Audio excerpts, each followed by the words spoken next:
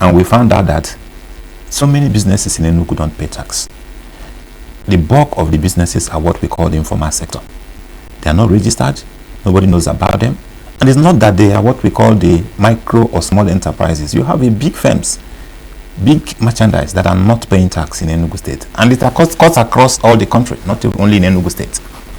So what we did was to see how can we bring these people into the tax net, not increasing the tax rate. In fact, we don't have right to increase tax rates. A state don't have right to increase tax rates.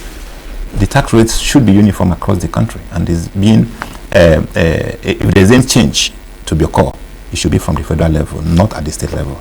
So what we did was to introduce what we call the e-ticketing. The e-ticketing is what we used to collect taxation from the informal sectors. And that taxation we're collecting, yes, we had some challenges initially.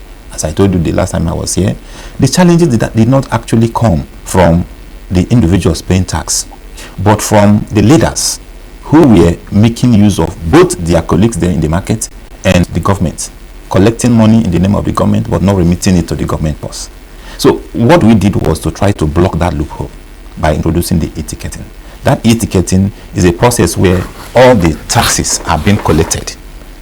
Like before, if you go to a market, they pay union dues, they pay environmental, they pay the one they called tax then, but it doesn't get to the government. So what we did was to collect all these things and lump them together into one, so that you pay tax only once.